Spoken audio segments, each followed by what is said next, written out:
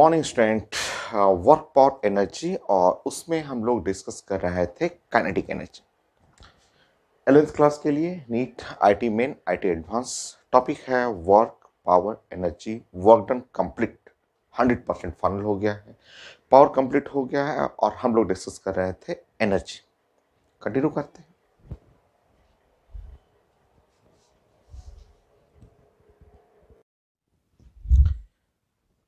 Next, application of kinetic energy in circular motion.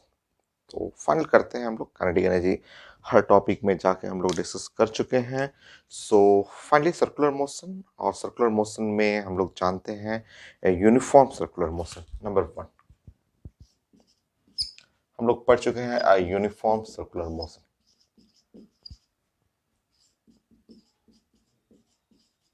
ज़्यादा हम लोग को यही पढ़ना है यूनिफॉर्म सर्कुलर मोशन, जिसमें हम लोग स्पीड वेलोसिटी तो नहीं कर सकते हैं, बट स्पीड जो है वो कांस्टेंट होता है और स्पीड कांस्टेंट रहेगा। ये तो यूनिफॉर्म सर्कुलर मोशन जहां स्पीड कांस्टेंट रहेगा, ऐसे। ये है आर और ये ब्लॉक है और ये स्पीड कांस्टेंट रहेगा हमेशा। वेलोसिटी तो नहीं, वेलोसिटी तो बार बार अपना डायरेक्शन वेरी करेगा ना, तो ये स्पीड कांस्टेंट रहेगा। ये है सर्कुलर मोशन। और जब यूनिफॉर्म सर्कुलर मोशन होता है तो उसमें एक ही एक्सेलरेशन होगा, और वो एक्सेलरेशन है normal acceleration.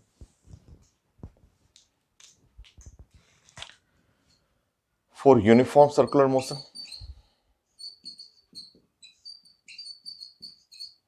Circular motion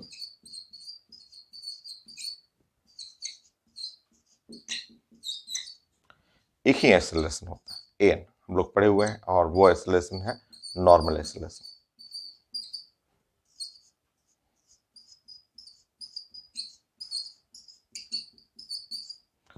so normal acceleration n, और वो हो गया आपका वी स्क्वायर बाई आर। जानते हैं सब, आप सर्कुलर मोशन में पढ़े हुए हैं एन। ये सर्कुलर मोशन में ये हुआ आपका नॉर्मल एक्सेलरेशन। कहीं भी जाएंगे, अगर ये रेडियस है तो ये नॉर्मल एक्सेलरेशन डायरेक्शन रहेगा टुवर्ड सेंटर। ये है आर, ये आर है, तो नॉर्मल एक्सेलरेशन ये वेक्टर आर हुआ, तो normal acceleration opposite toward the centre.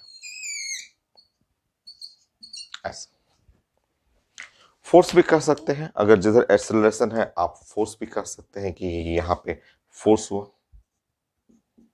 ऐसे यहाँ पे जिधर, क्योंकि मास इनटू एक्सेलरेशन ये फोर्स है। तो फोर्स अगर परपेंडिकुलर, ये भी एक हिंट होता है कि ये एक ऐसा मोशन जहां फोर्स परपेंडिकुलर टू वेलोसिटी है। तो फोर्स अगर परपेंडिकुलर टू वेलोसिटी, आप देखिए यहाँ पे भी फोर्स जो है वो वेलोसिटी और फोर्स परपेंडिकुलर है, तो वो यूनिफॉर्म सर्कुलर मोशन होता है। बहुत सारे हिंट हैं जो मैं पहले भी समझा चुका हूँ आपको सर्कुलर मोशन में। तो ये uniform circular motion.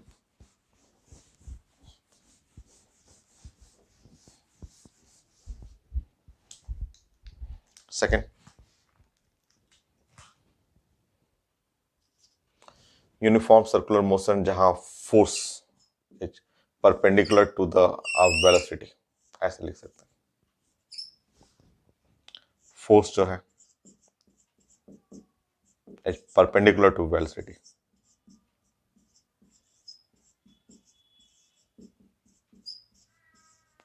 To velocity vector.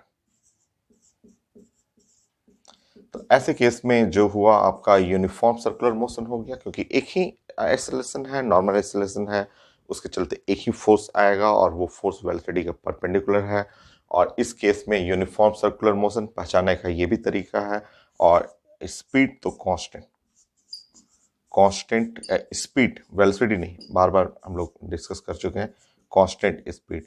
और अगर कांस्टेंट स्पीड कांस्टेंट होगा तो काइनेटिक एनर्जी भी कांस्टेंट हो जाएगा, क्योंकि वो तो स्केलर है, हाफ एम वी स्क्वायर। तो यूनिफॉर्म सर्कुलर मोशन का kinetic energy constant, constant kinetic energy, kinetic energy. तो यूनिफॉर्म सर्कुलर मोशन में काइनेटिक एनर्जी भी कांस्टेंट रहेगा। नेक्स्ट,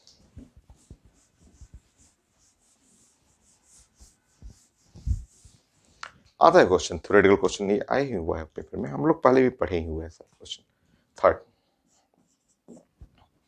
और क्या क्वेश्चन है, कम ही क्वेश्चन है सर्कुलर मोशन का। So centripetal acceleration of a particle varies inversely to the square of radius in a circular path. For circular path, so circular path के लिए लिखा हुआ है यहाँ पे centripetal acceleration, centripetal, या इसको आप बोल सकते हैं normal acceleration.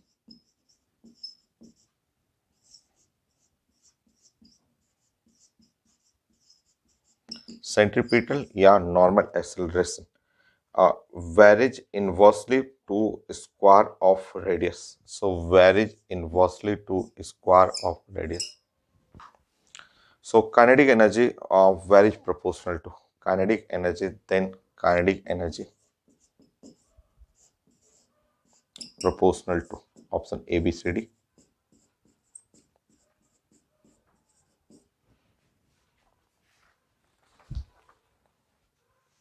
R square, R पे पावर -2,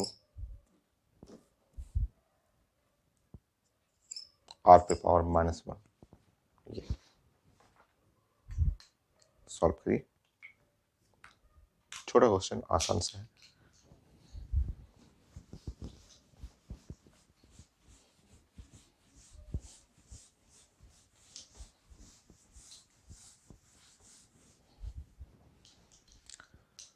सो सेंट्रीपिटल या नॉर्मल एक्सेलरेशन आप जानते हैं, सेंट्रीपिटल एक्सेलरेशन जो होता है वो साइंस में होता है v²/r, ये पढ़े हुए हैं।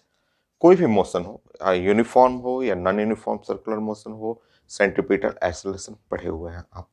तो ये है आपका लिखा हुआ है प्रोपोर्शनल टू आर स्क्वायर है, v² प्रोपोर्शनल टू एक आर कट जाएगा 1/r। सो हाफ कर लेंगे, हाफ और m अपने मन से मल्टीप्लाई करेंगे तो प्रोपोर्शनल टू यहाँ पे हो जाएगा हाफ और m और 1/r ऐसे। सो ये है काइनेटिक एनर्जी, और काइनेटिक एनर्जी हमें चाहिए था प्रोपोर्शनल टू r पे पावर -1, क्योंकि ये r ऊपर जाएगा -1 हो गया ये। नेक्स्ट,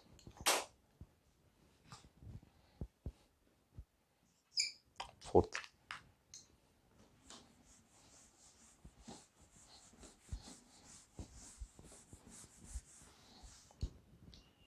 थोड़ा सा डिफरेंट एक क्वेश्चन है, आईटी मेन का क्वेश्चन है, थोड़ा सा अलग है, ये पहले नहीं पढ़ा हुआ, अब फर्स्ट टाइम आ रहा है।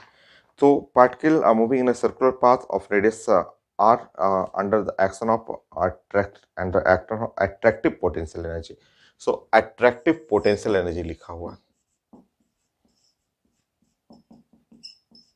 attractive potential energy,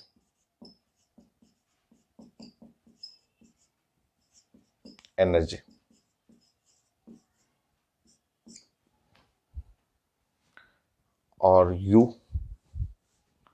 is equal to -k और divide by 2r²। It's total energy, हमें टोटल एनर्जी चाहिए, इट्स टोटल एनर्जी। ये कुछ लग रहा है मुझे केमिस्ट्री जैसा लग रहा है कि अट्रैक्टिव, केमिस्ट्री में जो electron revolve around the nucleus in a close circular path, electron nucleus से अट्रैक्टिव होगा, अट्रैक्टिव पोटेंशियल एनर्जी लिखा हुआ है, हमें टोटल एनर्जी चाहिए था। मैं ऑप्शन दे रहा हूँ, ये नया है बट बन जाएगा, आईटी मेन का क्वेश्चन है। सो आंसर क्या है, k/2a²। Circular path of radius a लिखा हुआ है, of radius A,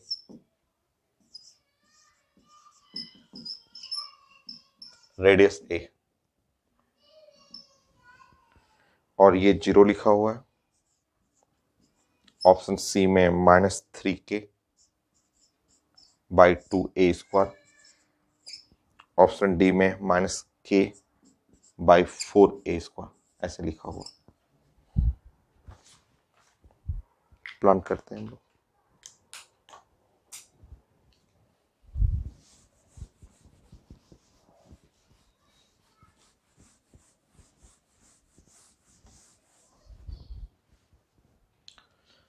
so particle move कर रहा है, सर्कुलर पाथ है, रेडियस ए है और अट्रैक्टिव पोटेंशियल एनर्जी है, और मुझे टोटल एनर्जी, मुझे कुछ क्वेश्चन देखने के बाद लग रहा है कि ये एटॉमिक स्ट्रक्चर की तरह है कि ये है न्यूक्लियस और एक इलेक्ट्रॉन रिवॉल्व कर रहा है सर्कुलर पाथ में।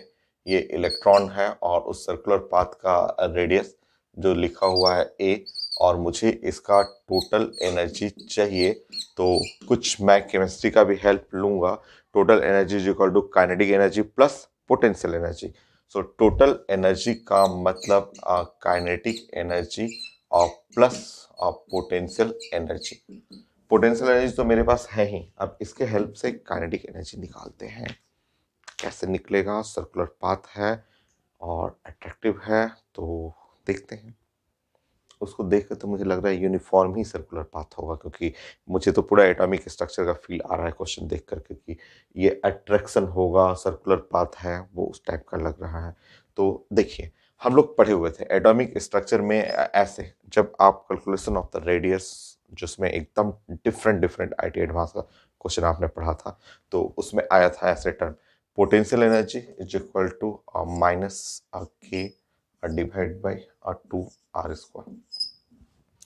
याद है? फोर्स इज इक्वल टू होता है -du/dr। याद है ना? याद आ रहा है सब एटॉमिक स्ट्रक्चर? तो कुछ भी साइंस पढ़ रहे, कुछ भी कहीं से कहीं इंटरकनेक्ट करने की आदत डाल लीजिए। तो यह है जब क्या हुआ है IT मेन का, और मुझे लग रहा है उसी के हेल्प से बन जाएगा। अब मैं इसको डिफ्रेंशिएट कर रहा हूँ, जैसे u is equal to -k/2 और r पे पावर -2। सो du/dr मैं जा रहा हूँ डिफ्रेंशिएट करने के लिए, तो ये डिफ्रेंशिएट करूँगा -k/2 और ये -2 r पे पावर -3। तो minus minus cancel, 2 cancel, so यहाँ du/dr is equal to minus minus cancel हो गया, k और डिवाइड बाई r³ हुआ, 2 कैंसिल, k/r³। दोनों साइड माइनस लगा दीजिए, माइनस माइनस कर लीजिए, -du/dr, तो इससे हो गया k और डिवाइड बाई r³। ठीक है, ओके। सो ये हो गया मेरा force is equal to k और डिवाइड बाई r³। अच्छा, माइनस साइन चाहिए, माइनस करने दीजिए ना, माइनस करने दीजिए फोर्स। और सर्कुलर पाथ में जो फोर्स होता है, फोर्स mv²/r, सर्कुलर पाथ के लिए mv²/r। तो फोर्स जो हो गया वो हो गया mv²/r, और ये है -k और डिवाइड बाई r³। ठीक है, यहाँ r कैंसिल हो जाएगा, तो mv² इज इक्वल टू, और यहाँ -k और डिवाइड बाई r²। सो अब थोड़ा सा रुकिए। काइनेटिक एनर्जी कभी निगेटिव नहीं हो सकता है, क्योंकि मास पॉजिटिव है, v² पॉजिटिव है, तो यहाँ मैग्नीट्यूड ले लेंगे। ये फोर्स है ना, यहाँ पे ऐसे ऐसे मॉड लगा देंगे, मॉड। वो तो निगेटिव बस बता रहा है कि भाई अट्रैक्शन है, बाकी हमें मैग्नीट्यूड चाहिए, तो मैग्नीट्यूड के लिए ये मॉड जब करेंगे, ऐसे मॉड मॉड लगा देंगे, क्योंकि ये तो निगेटिव नहीं हो सकता, कभी निगेटिव नहीं हो सकता काइनेटिक एनर्जी। तो आप मॉड जब करेंगे, तो मॉड करते ही ये हट जाएगा आपका। ठीक है, अब आप हाफ mv² कर लेंगे, हाफ mv² कर लीजिएगा, तो ये है k/2 और r²। इस तरह हमारा काइनेटिक एनर्जी हो गया k और डिवाइड बाई 2r²। ये है काइनेटिक एनर्जी। ठीक है, पोटेंशियल एनर्जी है मेरे पास, पोटेंशियल एनर्जी हम लोग का -k डिवाइड बाई 2r²। तो ऐसा तो जीरो आ रहा है, टोटल एनर्जी जीरो आ जाएगा। तो थोड़ा सा हम लोग केमिस्ट्री यूज कर रहे हैं, थोड़ा सा फिजिक्स यूज कर रहे हैं, एंड आंसर जीरो। तो पोटेंशियल एनर्जी से कैसे हमें काइनेटिक एनर्जी निकालना है वो सीखना था। और फाइनली टोटल एनर्जी तो 0।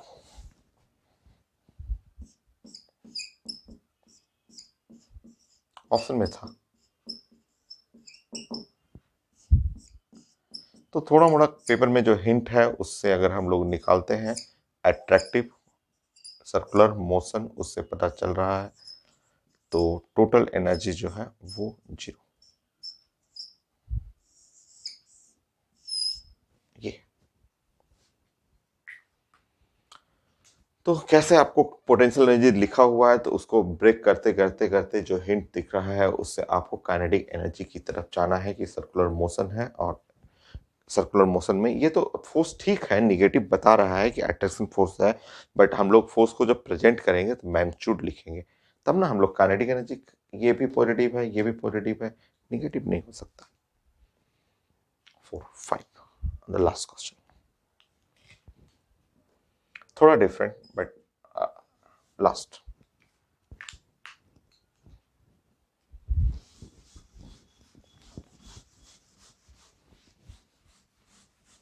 आईटी मेन का क्वेश्चन है, थोड़ा सा अलग टाइप का।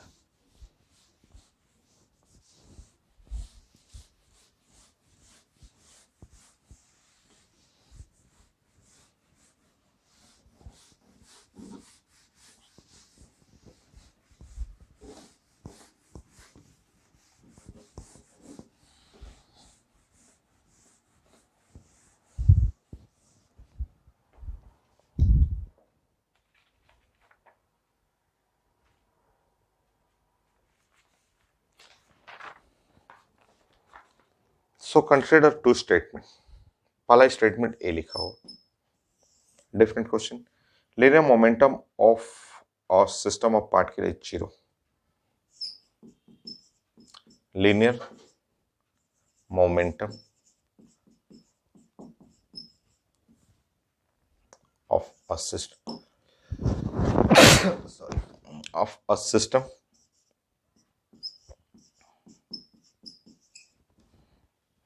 of particle is 0।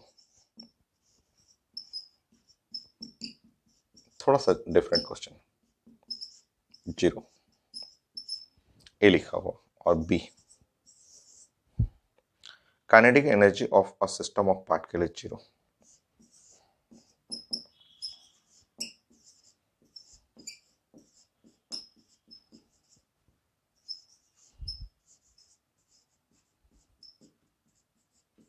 इज 0।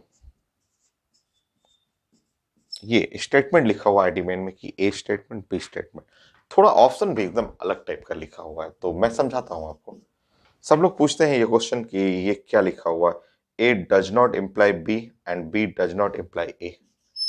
ए जो statement A does not imply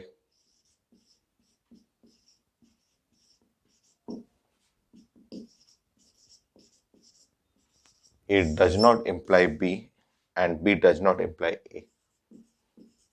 क्या इसका मतलब है? B does not imply A। Option number B. A imply B and B does not imply B।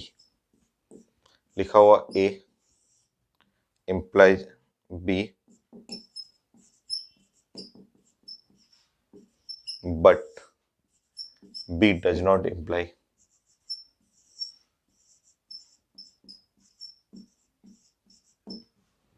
A। एकदम ऑप्शन भी अलग टाइप का दिखा हुआ था। C A does not imply B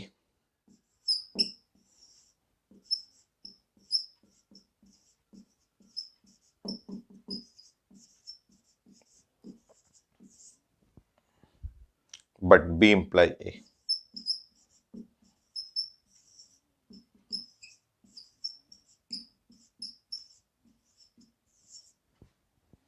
D A implies B and B implies A।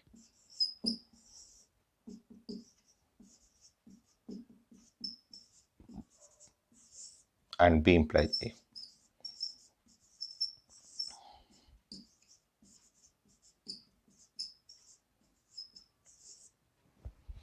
अलग सा ये क्या है, कई लोग पूछते हैं, ऑप्शन भी सर समझ में नहीं आ रहा है कि क्या बोला जा रहा है।